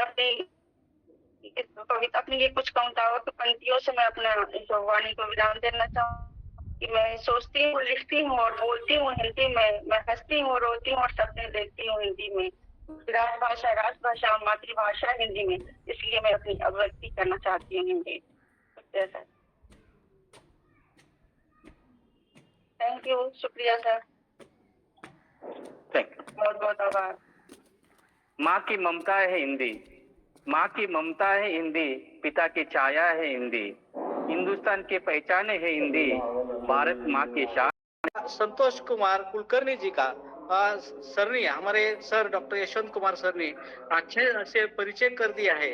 मगर ये संगोष्ठी का औसत में अलग अलग महाविद्यालय के जिन्होंने ये संगोष्ठी आयोजित किए हैं वो बहुत महत्वपूर्ण मायने रखती है। और ये संगोष्ठी के माध्यम से आज की इस संगोष्ठी में वैश्विक परिदृश्य में हिंदी भाषा की चुनौती एवं संभावनाएं जैसे अत्यंत महत्वपूर्ण विषय पर हमें तो अत्यंत सार गर्भित और दिशा सूचक वक्तव्य सुनने का सौभाग्य प्राप्त हुआ है। आदरणीय उद्घाटक प्राध्यापक डॉक्टर संतोष कुलकर्णी जी ने अपने प्रेरणादायी उद्बोधन में हिंदी को समय, तकनीक और विश्विक के साथ जोड़कर चलने की आवश्यकता पर विशेष बल दिया और यह स्पष्ट किया कि हिंदी का भविष्य तभी उज्जवल होगा जब हम उसे ज्ञान, विज्ञान और नवाचार की भाषा बनाएंगे। इसके पश्चात मुख्य अतिथि एवं वक्ता डॉक्टर शबनम आलम जी ने अपने अत्यंत विद्वत्तापूर्ण और विचारोत्तक व्याख्यान में हिंदी की वैश्विक स्थिति उसकी व्यवहारिक चुनौतियों और आपका संभावनाओं अत्यंत स्पष्ट और भावनाशाली ढंग से हमारे सक्षम रखा। दोनों विद्वानों के विचारों से यह होता है कि हिंदी केवल भावनाओं की भाषा नहीं बल्कि वैश्विक संवाद, अकादमिक, वैश्विक और डिजिटल युग की एक सशक्त भाषा बनने की पूरी क्षमता रखती है। मैं मंच की ओर से आदरणीय उद्घाटक प्राध्यापक डॉक्टर संतोष कुलकर्णी जी मुख्य अतिथि एवं वक्ता डॉक्टर शबनम आलम जी का हृदय से आभार व्यक्त करता हूँ। साथ ही आप सभी श्रोताओं का भी धन्यवाद करता हूँ जिन्होंने पूरे मनोयोग्य से इस कार्यक्रम को सफल बनाया। इसी शब्दों के साथ मैं इस गरिमा को संगोष्ठी के औपचारिक समापन की घोषणा करता हूँ। आप सभी का बहुत बहुत धन्यवाद।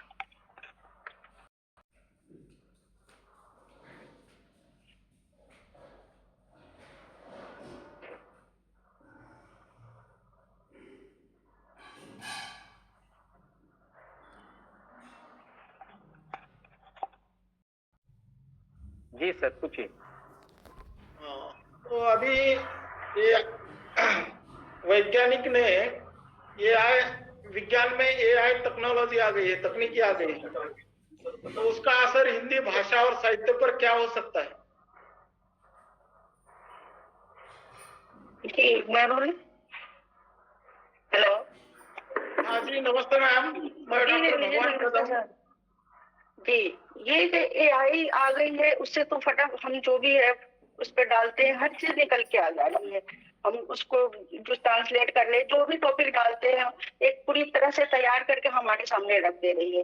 वो तो अभी हमें लग रहा है कि हमारे बहुत फायदे की चीज है, टाइम की बचत हो रही है, लेकिन और सब काम फौरन मिनटों में, सेकंडों में सब काम हो जा रहा है। लेकिन मैं मानती हूँ कि इसका बुरा असर भी पड़ रहा है कि जो बच्चे या हम सभी भी, कोई भी जो किसी भी टॉपिक पे, किसी भी बात को लिखने के लिए, किसी भी करने के लिए रिसर्च करते थे, सोचते थे, पढ़ते थे, कितनी किताबों खंगालते थे और अपने विचार, बाकी लोगों के विचार को उसमें रखकर अपना फिर हम उसको व्यक्त करते थे, वो सारी चीजें तो खत्म होती जा रही है। उसमें कोई अपने मतलब पढ़ने की कोशिश नहीं कर रहे, किताबों से दूर होते चले जा रहे हैं। जिस टॉपिक पे हमें लिखना है उस पे जो हम हमारे अपने विचार जो सोचते थे, विचारते थे, बाकी लोगों का देखते थे, वो सब चीजें खत्म हो जा रही है। ये सबसे बड़ा जो नुकसान है ये है। आज जो रफ्तार है एआई है, इसके साथ साथ तो हम जो बढ़ते चल रहे हैं, हम आगे बढ़ रहे हैं, सब काम मिनटों में कर रहे हैं, हमें नए नए आइडियाज भी वो दे रहे हैं, लेकिन कहीं ना कहीं हमारे जो आगे के जो युवा वर्ग है या हम लोगों के लिए कहीं ना कहीं ये नुकसानदेह भी है कि जो पढ़ने, सोचने, समझने की जो क्षमता है वो छीन रही है, जो मेरा मानना है। सिर्फ उसी पे हमें डिपेंड नहीं होना चाहिए। हमें मान लीजिए हम उसमें से कुछ ले रहे हैं अच्छी चीजों के लिए, लेकिन ये नहीं कि हम अपने घर में अपने बच्चों को देख रहे हैं कि अगर उनको होमवर्क मिल रहा है या कुछ मिल रहा है, वो पढ़ने की कोशिश से नहीं, सीधे डालते हैं, वो चैट जीपीटी आ रहा है, उसको फौरन डाला, हर चीज को निकाल के ले रहे हैं, ले जाकर दिखा दे रहे हैं, क्वेश्चन आंसर करना शुरू कर दे रहे हैं। ये हमें कहीं ना कहीं नुकसानदेह दिख रहा है, मुझे रिजल्ट दिखता हुआ नजर आ रहा है। तो इसमें हमें उसकी प्रेरित करनी पड़ेगी अपने युवाओं को, अपने बच्चों को और अपने लेवल पे भी कि हम अपनी जो सोच समझ पढ़ने लिखने की क्षमता को खत्म ना करें, अपने सोचने विचारने को हम बिल्कुल उस पर डिपेंड न बन जाए। ऐसा ना हो कि एक दिन हमें लगेगा कि हम वही रोबोट बनते चले जा रहे हैं, रोबोट सारा काम वही लोग करेंगे, हमें कठपुतली की तरह हो जाएंगे। जी ठीक है कदम जी, एआई के माध्यम से और एक स्थितियां नुकसानदेही है। जो नीतियां हम बनाते हैं वो व्यक्तिगत तौर पर होती है, जब विज्ञान का आधार लेते हैं तो वो तकनीकी तौर पर आ जाती है, और इन दोनों में समन्वय बिठाना बड़ा कठिन होता है, जिसमें पूर्वाग्रह दृष्टि की अभाव वाली स्थितियां भी हमारे सामने आने लगती है। किसी भी व्यापार की हो, साहित्य की हो, भावनाओं की रचनात्मकता, उसमें भी परिवर्तन आ जाता है। मशीनों में समझना ही नहीं होती है, भले मानवों में होती है। कहीं व्यापार, कहीं शिक्षा, कहीं नीतियां भावनात्मक दृष्टि से होती है, कहीं विचारात्मक दृष्टि से होती है, कहीं संरचनात्मक दृष्टि से होती है। लेकिन कभी कभी क्या होता है, कभी मतलब अक्सर ये होता है कि ये मशीन रचना बनाकर देती है, एक सिस्टमैटिक बनाकर दे सकती है, लेकिन वह निश्चित तौर पर जब दो व्यक्ति एक साथ मिलते हैं तो वह काम नहीं आती। एक व्यक्ति दूसरे व्यक्ति के साथ हृदय से बोलता है, मशीन द्वारा नहीं बोलता।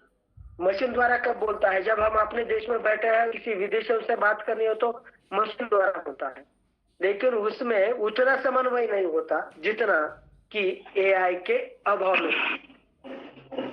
और यह दृष्टि भी आ जाती है। और अंत में एक बात कही जाती है कि मशीन हमारे लिए जवाबदेही नहीं है। जैसे कि हमारा व्यवहार आपके प्रति किस प्रकार से है, ये जवाबदेही मेरी रहेगी या आपकी रहेगी, लेकिन मशीन किसके साथ जवाबदेही का रूप अपनाएगा?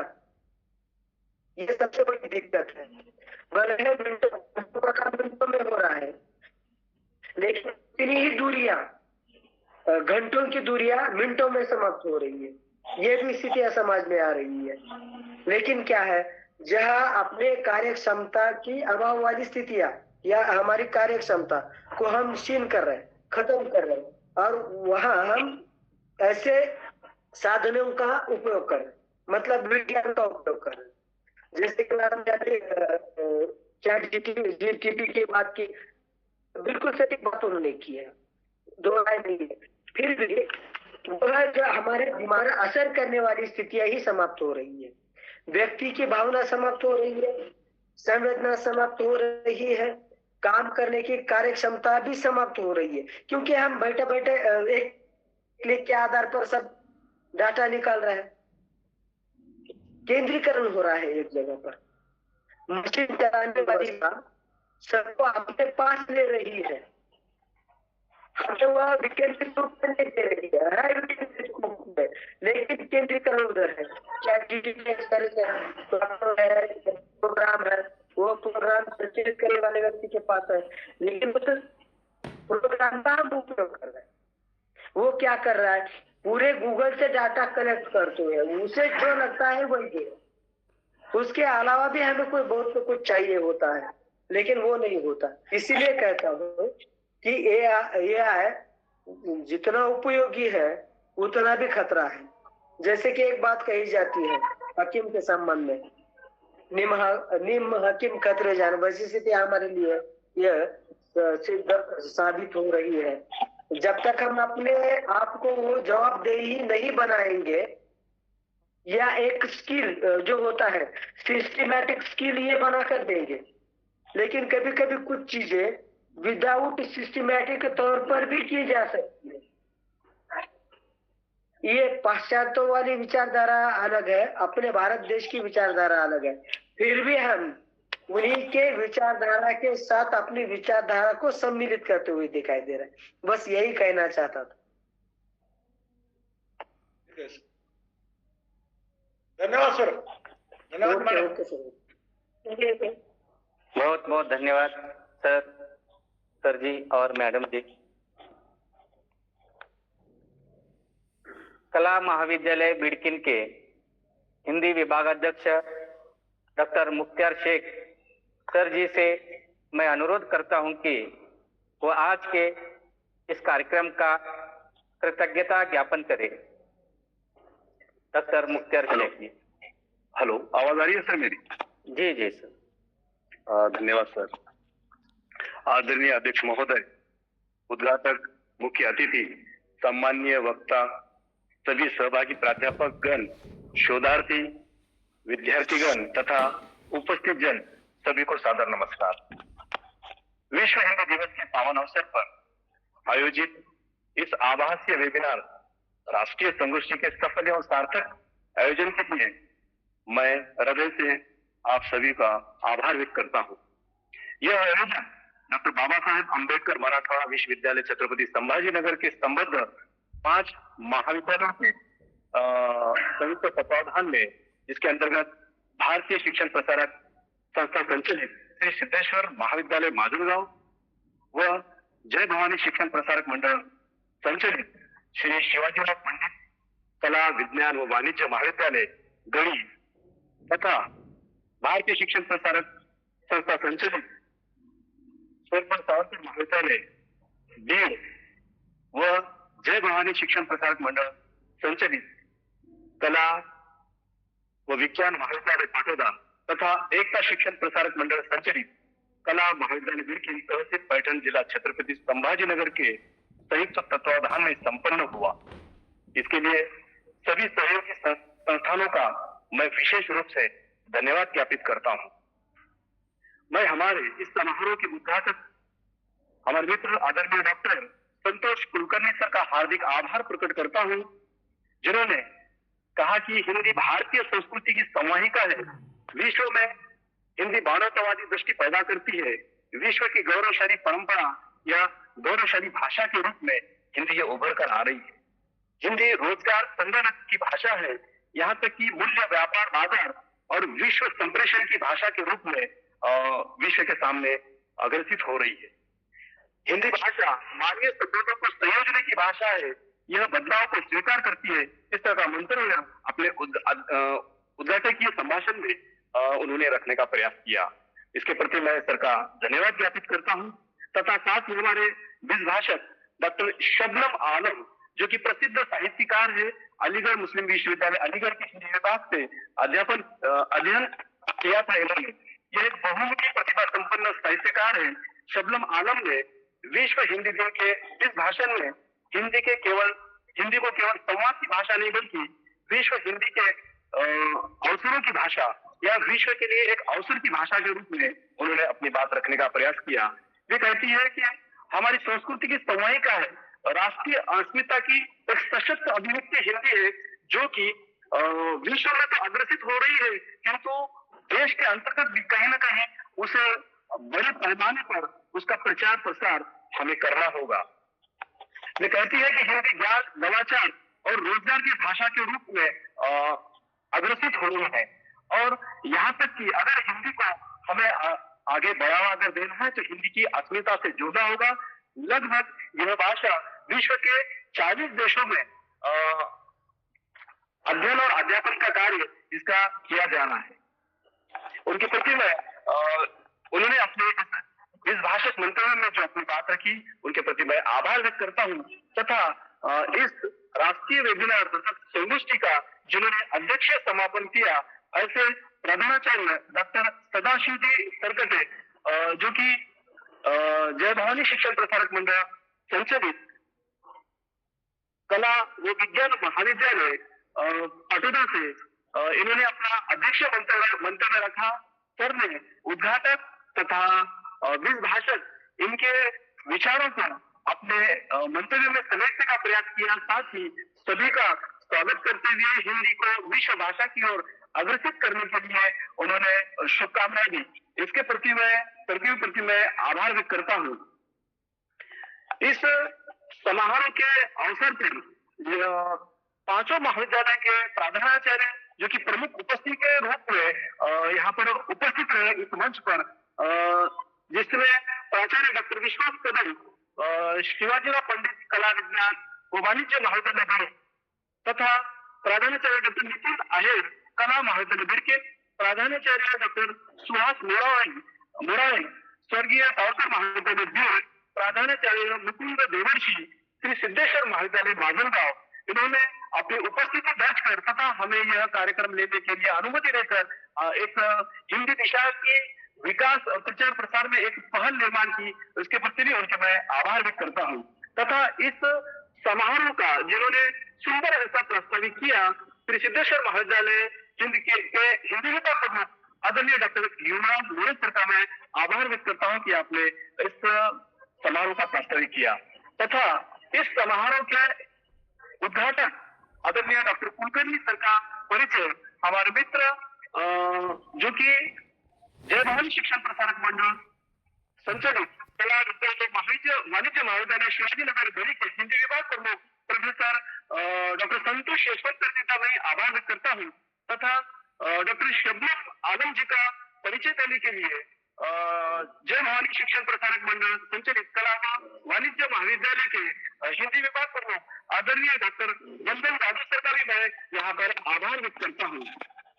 तथा सुंदर रूप से सूत्र संकलन करने वाले हमारे मित्र डॉक्टर उषुमार सर, इनका भी मैं यहाँ पर आभार व्यक्त करता हूँ तथा इस अवसर पर मैं संयोजक मंडल, आयोजन समिति, तकनीकी टीम तथा प्रशासनिक सहयोगियों का विशेष धन्यवाद ज्ञापित करता हूँ,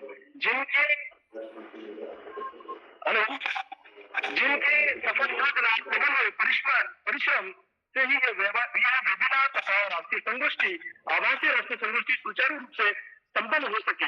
इस आभासीय मंच पर समयबद्धता, तकनीकी दक्षता और सुशासन बनाए रखना आसान नहीं होता। आप सभी का समर्पण सराहनीय है, इसके प्रति मैं आभार व्यक्त करता हूँ। साथ ही मैं सभी गुरुजन वर्ग, अध्यापकों, शोधार्थियों, विद्यार्थियों का भी आभार व्यक्त करता हूँ, जिन्होंने सक्रिय सहभागिता, जिज्ञासापूर्ण प्रश्नों का सकारात्मक संवाद के माध्यम से इस कार्यक्रम को जीवंत बनाया। आपकी उपस्थिति और सहभागिता के बिना यह कार्यक्रम या शैक्षणिक आयोजन की पूर्णता संभव नहीं होती। अतः मैं एक बार फिर सभी सहयोगी संस्थाओं का, वक्ताओं का, आयोजकों का, प्रतिभागियों का हृदय से धन्यवाद ज्ञापित करता हूँ कि यह कामना करता हूँ कि हिंदी भाषा का अध्ययन, अनुसंधान और प्रसार इसी प्रकार निरंतर आगे बढ़ता रहे। इन शब्दों के साथ मैं अपने शब्दों को विराम देता हूँ और अध्यक्ष की अनुमति से यह आभासी वेबिनार संगोष्ठी एक दिवसीय यहाँ पर समाप्त हुई ऐसा घोषित करता हूँ। धन्यवाद। बहुत बहुत धन्यवाद सर, बहुत बहुत शुक्रिया। धन्यवाद, बहुत बहुत धन्यवाद जी मैडम, बहुत बहुत धन्यवाद। शुक्रिया। एक बार सभी अपना वीडियो ऑन करें, थोड़े स्क्रीनशॉट लेना है। वीडियो ऑन किया,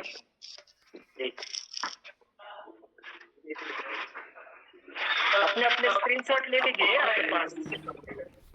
मैंने आपको सभी लोग थोड़ा आपके पास जो भी है संयोजक और सहभागी भी लेना चाहते हैं तो वीडियो ऑन करके स्क्रीनशॉट ले लीजिए। जी सर, जी आपको भेजे जाएंगे। बहुत बहुत धन्यवाद सर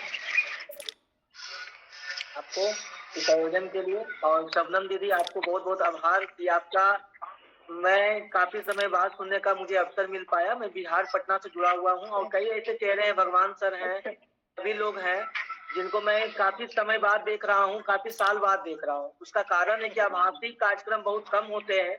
जब कोरोना का समय था तो बहुत सारे कार्यक्रम होते थे और शबनम दीदी का तो मैं एक बार नहीं कई बार सुना हूँ कि जब लॉकडाउन का समय था, मगर जब देखा जब उनका नाम तो मुझे लगा कि दीदी का सुनना चाहिए। और हिंदी की भाषा पर जो उनका काम है, जो साहित्य से संबंधित है, दीदी आपका हम भले ही आभासी में बहुत सारे समय का अभाव होता है, और बहुत अच्छा लगा कार्यक्रम। आयोजकों से मैं चाहूंगा कि आगे भी आप अन्य विषय के साथ इसी तरह का कार्यक्रम आगे बढ़ाएं। धन्यवाद। बिल्कुल सर, शुक्रिया, बहुत शुक्रिया। उत्तम सर, हेलो सर। जी सर, धन्यवाद सर, आपका बहुत बहुत धन्यवाद। आप सभी को धन्यवाद। संतोष सर, आपका बहुत बहुत शुक्रिया इसमें शामिल करने के लिए। जवाहर सर नमस्ते मैं बोला। और हमारे नमस्कार। नमस्कार।